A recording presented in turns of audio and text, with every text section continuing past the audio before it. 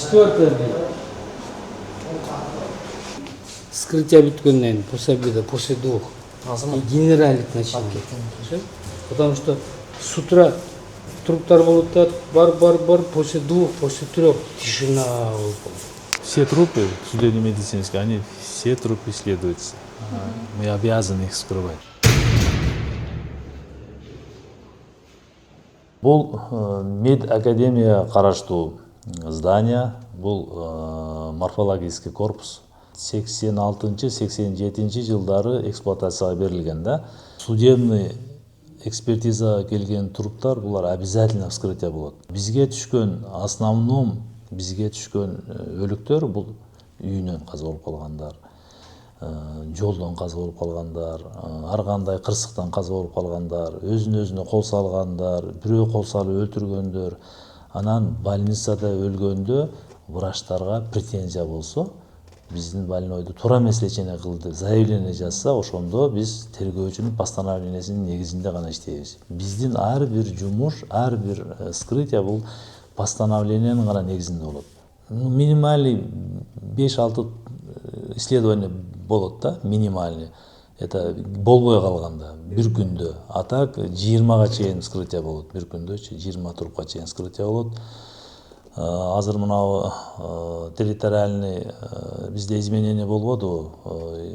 Биздин Чүй областындагы основном население көп жерлердин бардыгы шарга өтүп калды. Сокулук району, Аламедин району. Ошонун негизинде бизде исследованиялар 700-800 адамга көбөйдү да. Эгер мурун бизде 1600-1500 жылына туруп исследование болсо, азыр уже 2500 жетип атат. Бир жылдын ичинде ошончо неме көбөйүп кетти. Ошончо тело, 1000ге жакын тело өз негизи башка районный, областной моргтордо союлуш керек эле да, вскрытие болуш керек эле.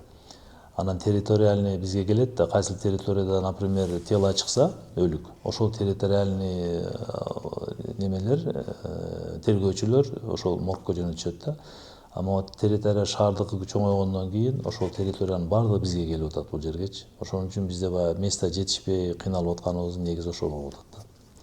Мына биздин эксперттердин, лаборанттардын отурган жерлери, кабинеттер жетишпейт. Монда кичинекей комнатада 3-4 эксперттер отурушат да. Биздин 2 лаборатория мына ушул жерге батат да. Отурушташып калганда, потому что башка здание жок. Судебно-биологический и судебно-химический отделение ушу бир этажда жайгашкан. Общий состояниясын көрүп атасыңар. Бул дагы баягы биздин косметический ремонттон кийин более-менее болуп калган. Бул мына судебно-химическое отделение. Эски баягы методика менен, саламатсыңар. Эски методика менен андай кылып иштеген химический лаборатория. Өткөндө өкмөт башчысы, министрлер чогуу келип биздин служба менен таанышып кетишти. Өздөрү көрүп, что действительно уже ремонт жок. Ошол күн жылдан бери бул здание капитальный ремонт болгон эмес да. Ички ремонтторун биз өзүбүз өз күчүбүз менен жасап, ушул кезге чейин иштеп келгенбиз. Эми азыркы мезгилде бул талапка уже жооп бербей калды. Морг, мына подвальный частьта морг жайгашкан да. Коридор узкий. Мест нету, чтобы каталки ставить, поэтому вот так по краю каталки ставим. Морг рассчитан примерно на 500-600 человек, 1000 человек.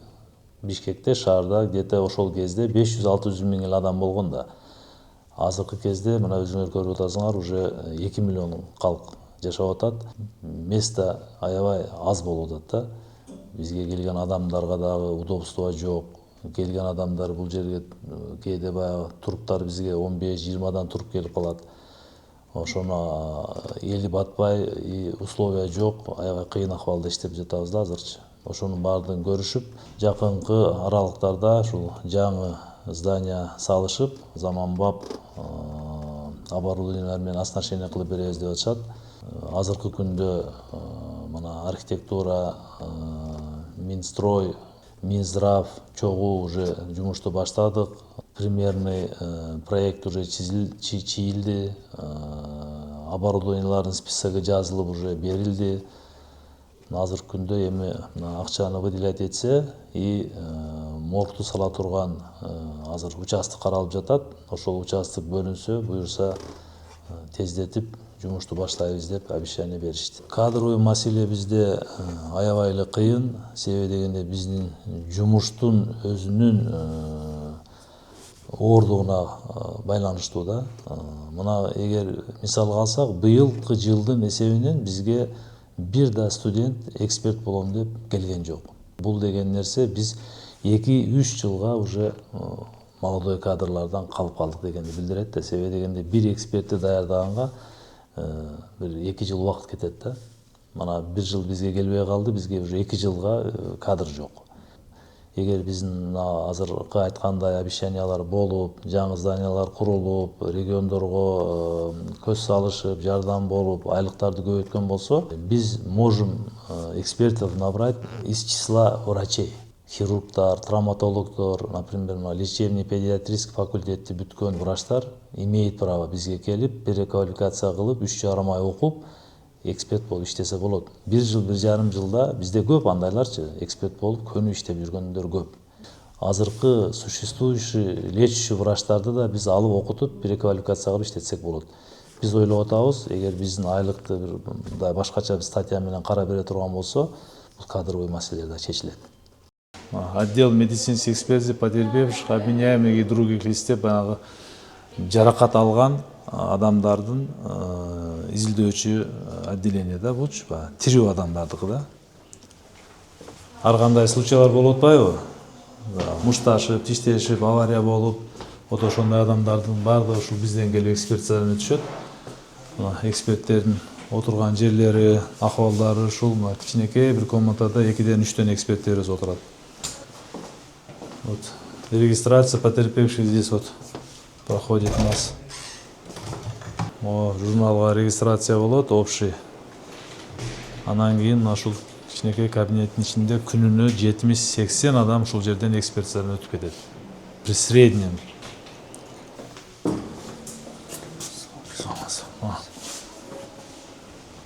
Следователь участковыйлордун баардыгы келип, биздин жазган заключениелерди келип журналга кол коюп, аны алып кетишет. Бул жерибиз гистологическое отделение. Жанагы вскрытие жасалгандан кийин объектилерди алып чыгышып, ушул жерден отрезать этип, керектүү частьтарын.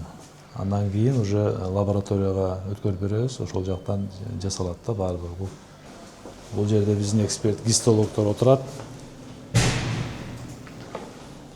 Здрасте. Баардык процедуралар жасалгандан кийин ушул жерде мына микроскоп менен булар кандай изменение болду, эмнеден каза болду, повреждение алгандан кийин организмде кандай изменениялар болгон, ошолордун баарын чыгарып берет.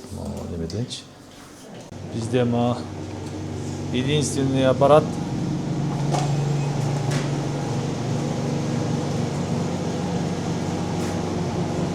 газохроматограф деген аппарат ушул болот. Ушул баягы определение кандагы арактардын количествосын чыгара турган оборудование. Единственный баягы бизде көзгө көрүнө турган аппаратыбыздын бири ушул да. Заманбап аппараттардын бири болот булчу. Оборудование не обязательно, чтобы азыр бизге новый зданияга келиш керек. Оборудование бизге бул жерге уже алып келип биз колдонсок болот. Ал андай деле чоң мындай бир местаны ээлебейт. Азыркы заманбап немелер, мына компьютерге окшогон эле бир оборудованиялар да. Аларга место таап иштетсек болот. Өзүбүзгө делечи. Кийин биздин айтып атканыбыз эми бул ДНК. ДНК исследованияга атайын зоналар керек, там грязная зона, чистая зона, потом немелер 150 квадратка чейин место керек да. Атайын нормалары бар да. Ошо нормага ылайык болбосо ал экспертиза, ал өтө кыйын экспертиза да. ДНК дегенчи ал точный 99% неме берет да, ал точность. Ошон үчүн ошого ылайыктуу место болуш керек да. Биз ошону мына жаңы зданияга мына өкмөт башчы дагы айтты, ушу жаңы зданияга барганда ошол оборудование менен дагы камсыздандырып беребиз депчи. Эми аны биз азыр ошону биз кошкон жокпуз, себеби дегенде бул кымбат баалуу оборудование. Анан эми мамлекетке деле күч келтирип эле бизге муну алып бер, аны бер деп айткан жокпуз анычы. Бирок керек. Эми жаңы здание болгондо место бөлүп берилсе, ошого ылайык неме болсо, биз аны иштеткенге күчүбүз жетет. ДНК оборудование, ДНК исследование деген эми бул биздин соседний мамлекеттерибизде бар. Эгер ушунчалык бизге баягы керектүү болгон болсо, биздин өкмөт ошол жака жөнөтүп, акчасын төлөп өздөрү жасап келип атышат. Эми бул күндө эле колдонула турган неме эмес да биз үчүнчү. Болсо жакшы болот эле, потому что биз ошол эле биздин астыбызга койгон задачаларды өзүбүздүн илгерки баягы постсоветский маалдагы советский времясында дагы методдор менен иштеп биз жооп берип жатабыз. Но современный оборудование менен болгон тез да болот, анан качественный да болот да. ДНК менен баягындай основном генетический немелер чечилет да бул жердечи, вопросторчу. Анан керектүү маалда Казакстанга, Россияга алып барып жасап келип атышат, потому что бизде эми жок. Бул кымбат баалуу оборудование бизде жок. Но келечекте Кудай буйрса биз ойлойбуз, бизге коюп берет, мындай маселелерди биз өз учурунда өзүбүздө бу жерде чечебиз баардыгынча. Бул жерге каждый врач, каждый адам эле келип эксперт болуп иштей албайт. Кесипти дагы мындай тандап сүйүп келиш керек да. Бул да кесип да. Бизге баягы кадрдын жетишпей калаткан себептери да ошондой. Ишке келет, киришет, окушат. Анан көбүнчө башка процедуралар көп да. Сотко чакырат бизди, допроска чакырат, следователь менен отурасың 4 саат, 5 саат сурак берип. Ошол моменттерге чыдабай кетип калган эксперттер көп да. В основном 35% эксперттерибиз пенсионный возрастта биздечи. Молодежь аз. Ошолорду кызыктырыш үчүн мына азыр жаңы здание болсо, оборудованиялар болсо, обучениелерге биз чыгарсак сыртка, бизде бул проблема тоже вот обучение. Самое главное обучение. Биз эми постсоветский союз келгенден баштап сыртка чыгып квалификациясын өстүрүп келген эксперттер почти жок. Себеби дегенде акча бөлүнбөйт бизгечи. Эми Кудай буйруп ушунун баардыгы болуп калса, сыртка чыгып окуп келип, жаңы оборудование иштеп калсак, может кызыгуулар көбөйүп, бизге экспертизага келген, мен ойлойм, врачтар көбөйөт го деп. Мен интернатураны бүтүп келгенден кийин биринчи жыл иштеп атканда советский Киевскийде бир жалгыз дом бар. Бизде 18 этажбы, бийик домда. Ошол этаждын 12-чи этажы экен, ошол жерден школьник да, жаш баланын 57 ножевой ранение менен вскрытие кылганмын да. Өзү ошол выездге барып, ошол жерде осмотр жасап, анан эртеси күнү ошол туруптуу мен өзүм вскрытие жасаганмын. Вот ошол эң мен үчүн баягындай и кызык да, и страшный да болгон, и 3 жылга чейин сотко каттап жүргөм. Экинчи случай, анда мен райондо иштечү элем, Аламединский райондо. Аламединский райондо мен көбүнчө 20 жыл ашык мен ошол жакта иштедим да. ДТП, эми как бы ДТП считается да, эки бала урушуп кетет мосттун үстүндө. Анан талкат этип салганда мосттон түшөт дагы урганда. Келип туруп жүрүп келаткан машинеге тиет да. Ал машина сүзүп барып туруп, экинчи машина келип анын үстүнөн дебелеп кетет. Вот теперь ищи, вот урганда өлдүбү, сүзгөндө өлдүбү, же машина тепселеп кеткенде өлдүбү депчи.